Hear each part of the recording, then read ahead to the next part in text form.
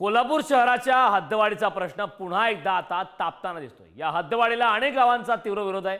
मात्र शहरवासी अनेक वर्षांपासून हद्दवाढीची मागणी करतायत। त्यातच आता सर्व पक्षांनी मिळून बैठक घेतली आणि हद्दवाढ करण्यासंदर्भातला लढा मोठा करण्याचा निर्णय घेतलाय।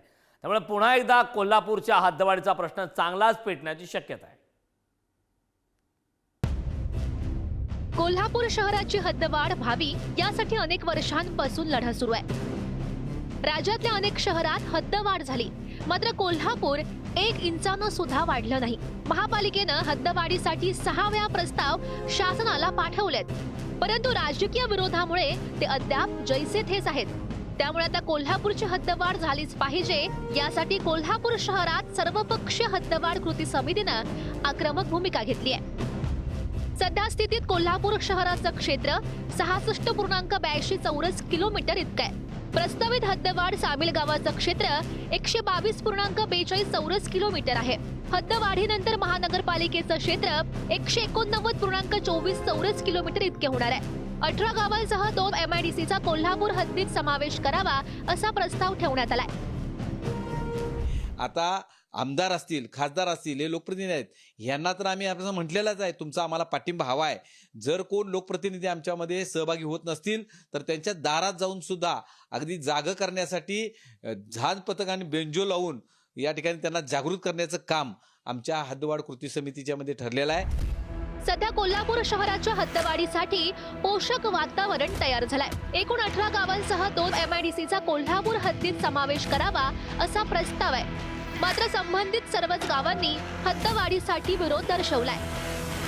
कळंबे तर्फे ठाणे, पाचगाव, शिरोली, नागाव, वळीवडे गांधीनगर, मुडशिंगी, सरनोबतवाडी, गोकुळ शिरगाव, मोरेवाडी, उजळाईवाडी, नवे बालिंगे, उचगाव, वाडीपीर, आंबेवाडी, वडणगे, शिळे, शिंगणापूर, नागदेवावाडी, शिरोली MIDC, गोकुळ शिरगाव MIDCचा समावेश आहे। आम्हाला एका माणसाला लागणारी जागा, त्याप्रमाणे लोकसंख्येला लागणारी जागा तुम्ही आम्हाला उपलब्ध करून द्या। आमचा हद्दवाढ आमचा शब्द वापरणार नाही। कायद्याप्रमाणे लागणारी जागा शहरवासियांना तेवढी उपलब्ध करून द्या। शासनाची कुठून द्यायची ते शासनाने ठरवायची आहे।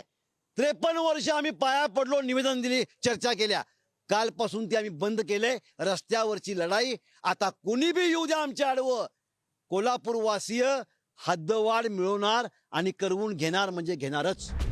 मुळात शहराचं नेतृत्व करणाऱ्या लोकप्रतिनिधींची मानसिकता देखील हद्दवाढीच्या बाजूची नाही हे वारंवार दिसून येत असतं। मात्र स्थानिक नेतेच हद्दवाढीला विरोध करतात असा दावा मंत्री हसन मुश्रीफ यांच्याकडून करण्यात येतोय, तर लोकप्रतिनिधी हद्दवाढीला विरोध करत असल्याचं चित्र कोल्हापूर शहरात दिसतंय असा आरोप ठाकरेंच्या शिवसेनेचे उपनेते संजय पवार यांनी केला।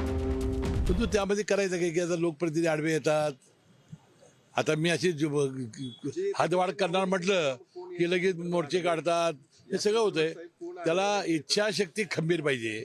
आता हद्दवाढीचा निर्णय हा एकनाथ शिंदे साहेब नगरविकास मंत्री आहेत, त्यांच्याकडे आहे। पुन्हा एकदा मी इथले आमदार राजेश क्षीरसागर साहेब हे आम्ही पुन्हा एकदा भेटून त्याला हा निर्णय आपण लवकरात लवकर करायला लावू। यापूर्वी सुद्धा सन्माननीय मुश्रीफ साहेबांनी असेल, चंद्रकांत दादांनी असेल, अनेक लोकप्रतिनिधी इथल्या स्थानिकचे आमदार आमचे राजेश क्षीरसागर असतील, या सर्वांनी खूप चांगल्या पद्धतीने प्रयत्न केलेत, परंतु सर्वांचा एकमत होऊन हा निर्णय होणं आवश्यक आहे। त्यामुळे थोडासा या सगळ्या गोष्टींना उशीर झाला।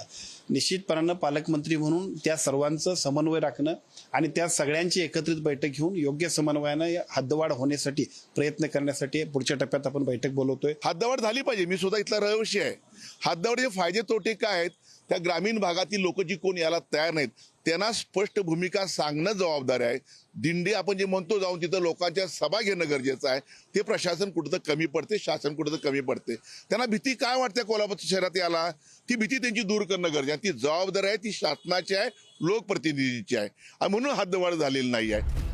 राज्यामध्ये महायुती सरकार समोर कोल्हापूर शहराच्या हद्दवाढ करण्यासंदर्भातला महत्त्वाचा निर्णय असणार आहे। अनेक गावांचा एकीकडे विरोध असताना दुसरीकडे शहरवासियांकडून सुद्धा मागणीला जोर वाढलाय। त्यामुळे सगळ्यातून कशा पद्धतीने नेते मंडळी मार्ग काढून शहराची हद्द वाढवणार आहेत हे पाहणं गरजेचं असेल। शेखर पाटील, पुढारी न्यूज, कोल्हापूर।